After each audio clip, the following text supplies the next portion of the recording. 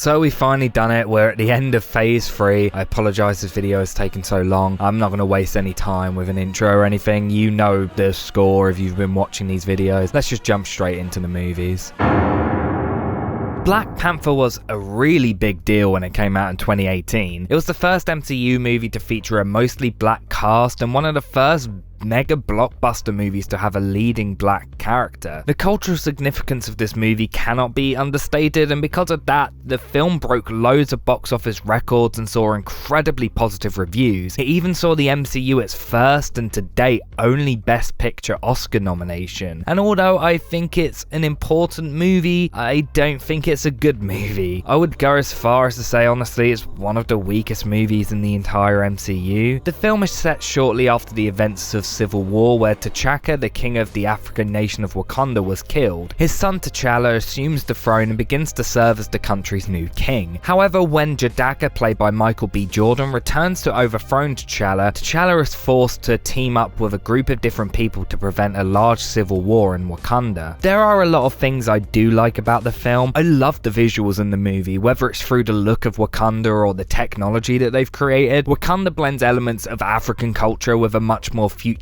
style, and I think it's really creative and unique. And the technology that they've created is all super fascinating and cool. The acting is of course great also. Chadwick Boseman is as fantastic as always in the lead role. Michael B. Jordan is also a great villain, and I think he does a great job in the movie. I also really like a lot of the score. I think the way it blends hip-hop with classical and tribal music is really interesting and definitely sets it apart from the standard Marvel fare. However, later in the movie, when the big action sequences happen, it does definitely slip back into the generic Marvel music stuff, and it just becomes pretty dull and forgettable from there. There's also a large amount of pop and hip-hop music played throughout, which sets the film apart definitely, but I don't think any of it's really necessary, and a lot of the song choices are really bad. There's a part where Hangover by Psy plays, and it's really cringy and felt very dated even at the time, but most of the original songs that are placed in the film are pretty good. Of course, Kendrick Lamar provided the soundtrack album and wrote a bunch of original songs with other big rappers and R&B musicians, and I think the majority of those songs are great. All of the Stars especially is fantastic and honestly one of my favourite Kendrick songs. Although I definitely love the visual designs of the movie, the special effects and CGI work is really bad. The CGI genuinely looks like it came from like an early 2000s superhero movie, and it just looks so cheap and rushed, especially in the train sequence towards the end with T'Challa and J'Daka fighting in their suits where they look like ragdolls in a video game. It's such a bad moment. The script is also really terrible. It's filled with a lot of awful comedic moments like that "what are those" meme, which makes me cringe every time I watch the movie. There's like a pointless love plot thrown into the movie that adds nothing to it whatsoever. There's also like a section in the movie where T'Challa is believed to have died and then he's brought back like 5 minutes later, making it completely pointless. The majority of the film feels like the writers had no clue what to write, so they just started throwing stuff in to pad out the film. And I think that's the film's biggest crime. So little of what happens actually feels necessary. The first time I watched the movie, I honestly enjoyed it quite a lot, but the more and more I thought about it, the more I disliked it. And now re-watching it for this video, I honestly couldn't believe how bad and boring it was. It's a real shame because there's a lot of potential in the character and setting, and I also just wish that Chadwick Boseman really got a chance to be in a great Black Panther movie before he died, but sadly this was all we got, and yeah,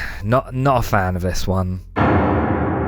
Infinity War is one of the most impressive achievements in the history of blockbuster movie making. It's a 2.5-hour epic that has a gigantic ensemble cast and somehow never feels bloated and perfectly understands every single character and does them incredible justice. With only a couple of exceptions, every main character from the previous MCU movies is presented in this one and all have their own great moments. The writing and directing team behind The Winter Soldier and Civil War, comprising of the Russo brothers brothers and Christopher Marcus and Stephen McFeely return for the movie and do an incredible job. The entire film is this huge event, capturing the feeling of a comic book annual better than the previous Avengers movies, and also telling one of the most beloved and famous stories in the history of comic books. The story has been one that's pretty much been built up across the history of the MCU, focusing on the Infinity Gauntlet storyline. Warlord Thanos, along with the children of Thanos, travel the universe to take hold of all 6 of the Infinity Stones. Once he does so, Thanos plans to use the power of the stones to wipe out half of the universe's population, believing it would ultimately save them. So the disbanded Avengers must put their differences aside, come back together and enlist the help of every superhero they know, and eventually the Guardians of the Galaxy, to stop Thanos from capturing all 6 stones. That is the most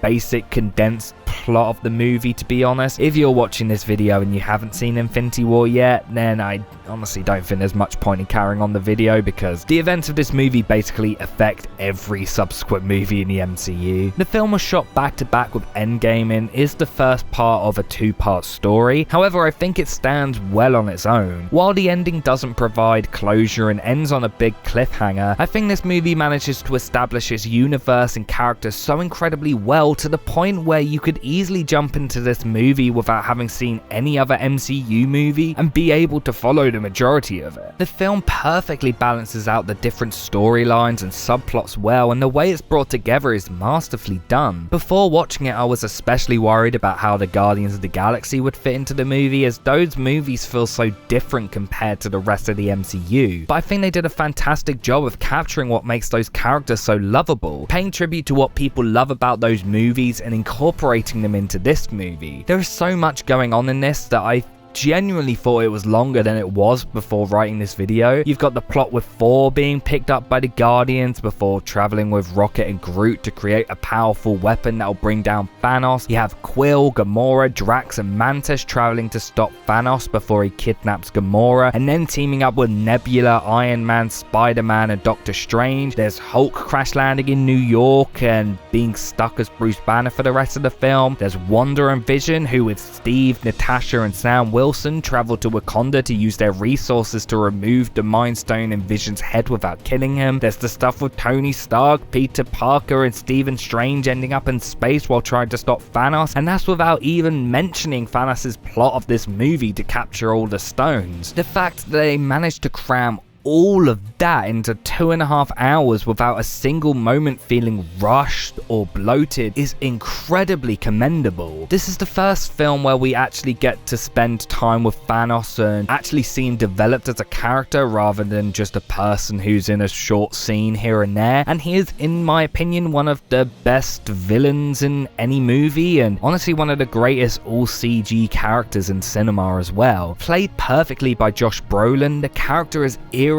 calm and considered. The film does a fantastic job of making you understand his perspective and believe the pain he feels, not to mention the fact that the effect work is astonishingly good. The blending of motion capture with the incredibly high budget technology that they use to create the character, it just feels so real. In fact, all of the effect work is fantastic in this movie. There's never a moment where I'm taken out of the experience due to some dodgy effects like I was throughout the entirety of Black Panther. The action sequences are all incredibly well directed and choreographed. It's all super fun and they do a great job of showing the strengths and weaknesses of every character. The comedy for the most part is really funny and almost never feels out of place. It's definitely obvious that the writers knew the perfect places to put the comedy in and when to make things serious. And speaking of serious, the ending is a really fantastic dark ending. It reminds me a lot of The Empire Strikes Back. The battle has been lost, and while there may be people ready to fight back, lives have been lost and everything kind of feels hopeless for a bit. It's obvious that the people who die at the end of the movie will come back. I mean, Spider-Man had another movie scheduled coming out the following year, but that doesn't make the ending any less powerful. The sequence where people disappear into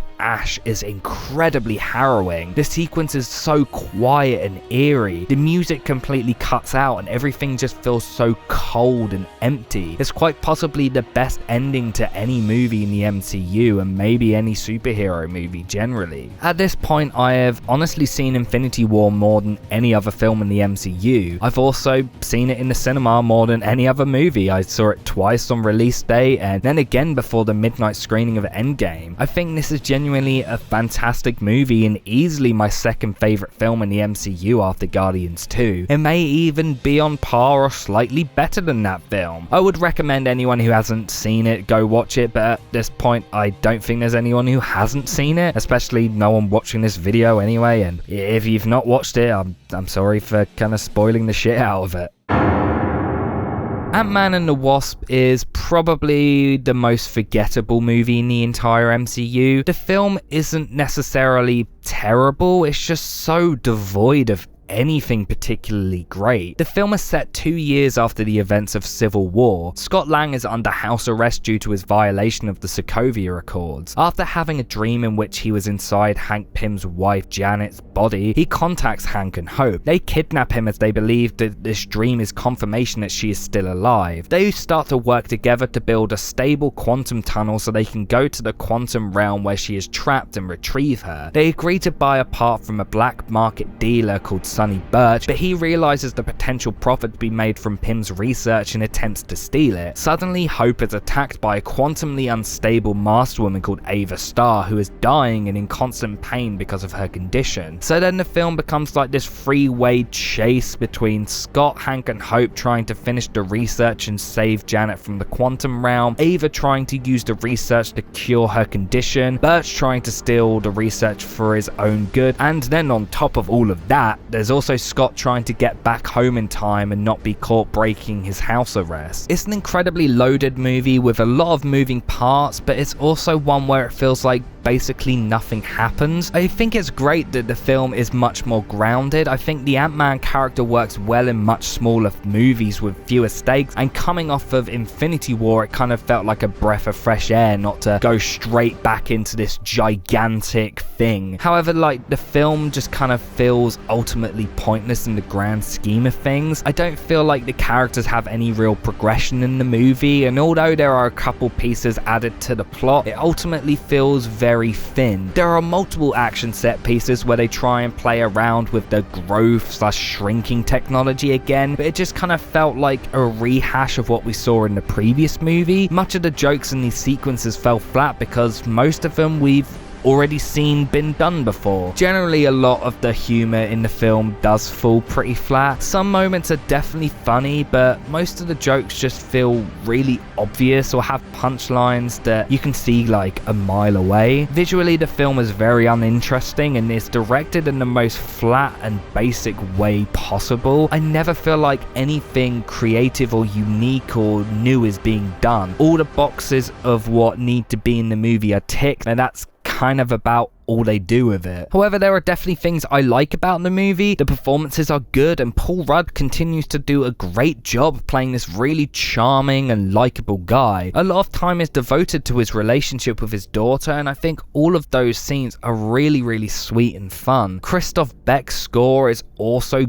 really great, blending different sounds and styles into the standard blockbuster orchestral sound. That's always what I enjoy the most in these MCU movies, is when they take kind of the Marvel music formula and throw a bunch of other stuff at it. Like in this, there's a great blending of electronic and 8-bit video game sounds, and I think it's really interesting. Also, when it comes to the special effects work, everything looks really good in this. I do love the kaleidoscopic look of the quantum realm, and I would have loved to have seen a lot more done with that, but I kind of understand why they couldn't have done it. But honestly, I can't complain about anything when it comes to the visual effects. It's all pretty top notch. This isn't a film that I actively dislike, but it's not a film that really gives me much to dislike anyway. It's definitely on the higher end of bottom tier MCU, but it's not the worst thing I've ever seen. I think had I watched it just once, I probably would have been a lot more positive towards it. I enjoyed it the first time I saw it, but a second time kind of made me realize just how hollow it is. Hopefully Quantumania will be better, but I guess we'll just have to wait and see.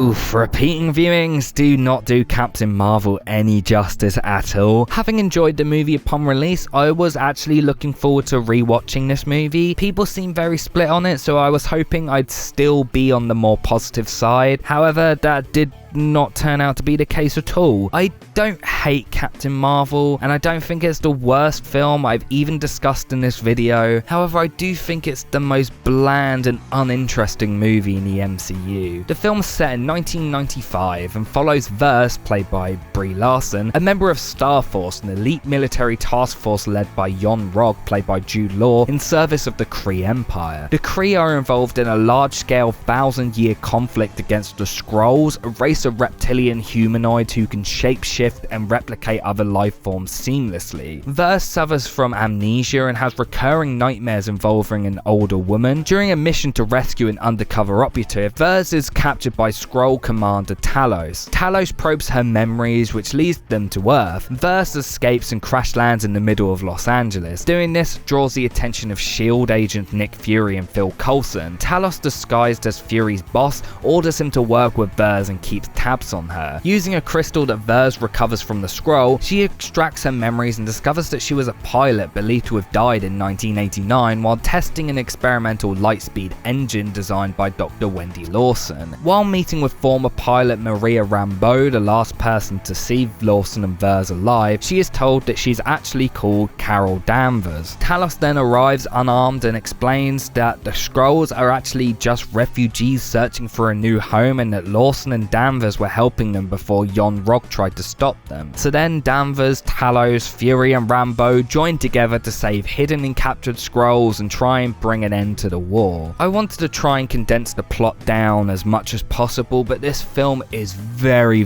plot heavy, so it was super hard to do. This plot somehow feels very convoluted and also unoriginal. The film spends so much time trying to develop and expand upon this huge story, and sadly rarely takes any time to develop the characters, which, when considering this as an origin story for a new character we've never seen before, and also a prequel kind of showing off Fury a lot more, it just kind of makes no sense. Much of the film is based around Danvers and Fury, and I don't think either of them really get any development at all. The character of Carol Danvers is super flat, and her entire personality just seems to be based off the fact that Brie Larson is charming. Although she is definitely good in the movie, she isn't really handed much to work with. She kind of seems to just be playing herself, and while that's not necessarily bad, it does kind of lead to the character feeling very shallow. The whole fish out of water idea that they try with the movie just feels so overdone also. It's just kind of a repeat of what we've already seen Marvel do with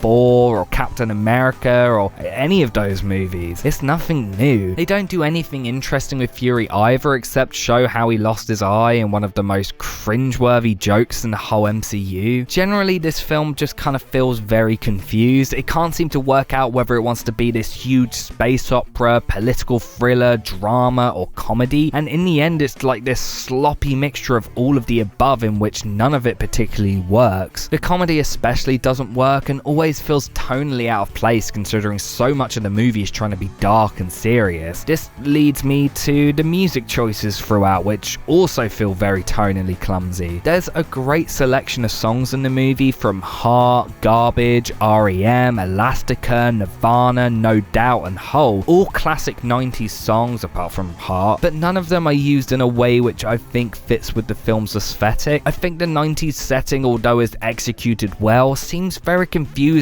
and I'm not sure what its purpose in the grand scheme of the movie is. Visually, the movie is exceptionally bland. Although there's a lot of colour in the space sequences, everything on Earth looks so dull. There's no personality to anything in this movie. I don't like saying these movies are manufactured or feel like they came directly from a conveyor belt, because I feel like it's just like an oversaid statement at this point, but this film is honestly kind of like the perfect example of that mentality. It just feels like a product rather than an actual movie, and it's a real shame. Like I said, I don't even hate this movie, and I think there are some decent things going on. The action sequences are alright. I really like the ideas of the Skrulls, and I think their transformations look so cool. That's like my favorite bit in the movie. The acting, like I said, is good, and I think everyone does the best they can with what they're handed. But apart from that, this film is just so empty and hollow. It's not terrible, it's not good, it's just kind of there. I'll never watch it again, and to be completely honest, I actually couldn't get through it a second time because it just wasn't doing anything for me. I wasn't getting anything new from the movie. I was kind of just being reminded of what happened, and I was just so bored. Maybe I'll watch the sequel, The Marvels, but to be honest, I'm not really that interested, and I'm not going to rush out to see it.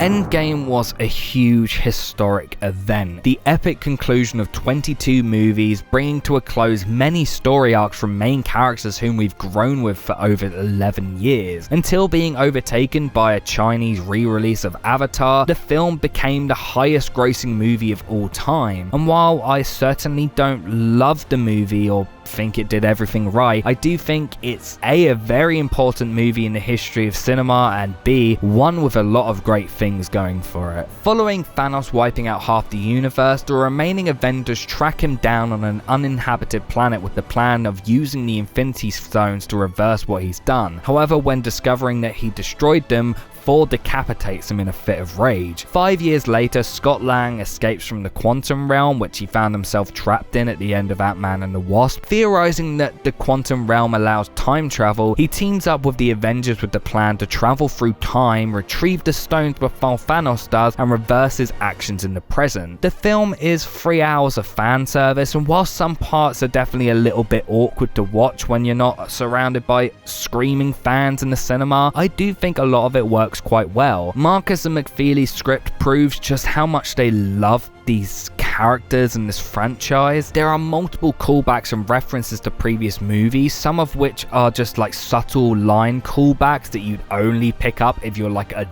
die-hard fan who knows these movies inside out, and some of them are like full sequences dedicated to the past. There's like a chunk of the movie where the Avengers are traveling through time and they go into the events of the Avengers and For the Dark World, and it's a nice homage to those movies that services the plot. Stark and Rogers both receive incredibly emotional and powerful conclusions to their stories, capping them off in ways that feel really earned. The first hour of the film shows the aftermath of the snap and the emotional toll it's taken on not just the Avengers but on the world as a whole. It's really well handed and isn't afraid to go into very dark and melancholic places. However, there are jokes sprinkled throughout that feel very out of place and at times are very awkward, like this Hulk dabbing and Thor yelling at people on Fortnite, which are still 2 of the worst moments in any Marvel movie to date. But as the movie gets moving, the comedy feels much more earned and balanced. Much of the film is surprisingly character and story based and almost feels like a dramatic comedy. But it works because the writing is mostly great and we've spent so much time getting to know and love the characters that seeing them all come together and interacting for one last big outing is a lot of fun. However, there is still a lot of action. The last hour is practically all action based and these sequences are a hell of a lot of fun. There are loads of crowd pleasing moments in these sections where things built up to in previous movies finally get paid off. The choreography and blocking are all great, the effect work is as great as ever, and the general direction in these sequences is vibrant and exciting. It all builds to this huge crescendo, which is one of the most satisfying, emotionally charged endings I've ever seen in an action movie. Acting wise, everyone's on top form here. Robert Downey Jr. especially delivers a fantastic final performance as Tony Stark, which probably stands as one of, if not the best performance from any movie in the MCU. There are certainly a lot of things in the film that I'm still not sure about. I'm not sure I like the decision to make Thor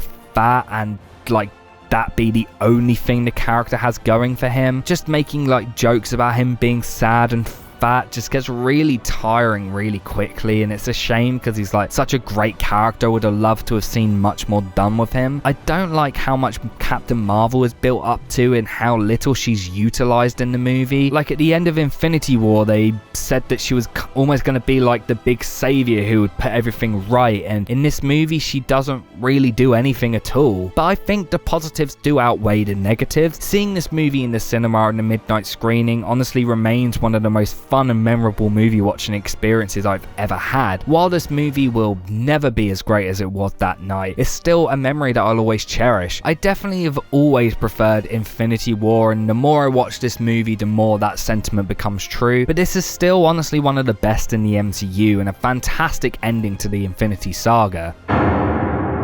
Oh wait, yeah, they did another one for some reason. And now for the final movie of the phase, Spider-Man Far From Home. Taking place after the events of Infinity War and Endgame, the film shows Peter Parker dealing with the death of his mentor, Tony Stark. He goes on a class trip to Italy where he plans to take a break from Spider-Man and also ask out MJ, the girl he has a crush on. However, while he's there, Nick Fury enlists him to help fight a group of beings known as the Elementals, with new hero Mysterio played by Jake Gyllenhaal. During this, Peter struggles to come to terms with the responsibility of receiving Tony Stark technology and stepping into his shoes. Believing Mysterio to be more deserving of the tech, Peter hands it over to him. However, it turns out that Mysterio isn't a hero at all, big shock, and the Elementals are just projections that he's been creating using drones built by ex-Stark employees. After Peter discovers this, he has to go up against Mysterio, who's trying to make the world believe that he is the greatest superhero alive. While I don't think this movie is the best Spider-Man movie, I think it's definitely a step up over Homecoming. The look of the film is still very bland, and I don't think it has very much visual energy, and I don't think the directing overall is that great, and a lot of the humor can be very hit or miss again, but I think the characters are really well developed and constantly enjoyable to watch. I love the relationship between Peter and MJ, which is accentuated by their performances that just kind of nail the awkwardness of being young and having a crush on someone and being too awkward to say anything. There are a lot of really funny moments in the movie caused by the clumsiness and ignorance of Peter, especially when he first gets recruited by Fury and gets Stark's tech, but I do think a lot of those jokes do end up becoming quite tiresome, especially when they just rely on dumb slapstick. The film also really downplays the seriousness of the blip situation and kind of treats it like a huge joke, which I find very tonally strange. Coming straight off of Endgame, which treats it deadly serious and treats it incredibly emotionally, it's very jarring to see this movie kind of making jokes about it. The action sequences aren't anything to write home about, but there are some great moments in there caused by the illusions that Mysterio can create. There is a fantastic sequence in the final act where Peter has to use his spider sense to work out what's real and what's an illusion, and it's one of the most fun parts in the movie. But on the other end of the spectrum, there's a really repetitive scene where Mysterio first uses the powers to trick Peter and defeat him, which feels like it goes on forever. There are about 10 different bait and switches, and they get boring quickly and feel like they were just extended out to pad the movie. Jake Gyllenhaal is great in the movie as Mysterio. You can really tell he loves playing a villain, and he just goes crazy and super over the top. He's very entertaining to watch and adds a lot of life to the movie. On a technical level, there's very little here to go crazy about. Everything is fine, nothing more, nothing less, but the characters are really what keeps the movie entertaining. I love Tom Holland still, and I think he does a great job in the movie. I enjoy watching him as the character, and that's what keeps the film going for me. Overall, Far From Home is a decent movie. It's very much a mid-tier MCU movie in my opinion. However, unlike many of the MCU movies, it's actually one that I still enjoy a lot after multiple viewings, but it's definitely a very flawed movie, and I really do not understand why this is the last movie of the phase and the last movie of the Infinity Saga. Like, Endgame was the perfect way to end it, and like this clumsy coda at the end just kind of, it doesn't make a lot of sense, but whatever. Thanks for watching these MCU videos, and I apologize they took so long. I just kept getting burnt out and losing interest in the franchise and not wanting to carry the videos on. But we eventually did it. I'm gonna be honest, I'm probably not gonna do any more of these. There's just too much MCU stuff coming out nowadays, and it's impossible to keep up with it all. Not to mention the fact that I just don't find most of what they're putting out nowadays that interesting. I've not really enjoyed any of the movies from the phase so far. I've found all the TV shows pretty forgettable. I would just like rather talk about something I'm passionate about and you know, something I want to talk about rather than something that's popular and might get some attention. I may do a review here and there, and I'll continue to review them on my podcast, The Sunday Movie Marathon, but that's about it. I do want to tackle more superhero stuff though, like the non-MCU Spider-Man movies or the Batman movies, but in the meantime, I'm gonna do something non-superhero related. I don't know what's coming next, but I'm excited to be able to do something else and not have this constantly hanging over my head. Thanks for watching, guys, and I'll see you next time.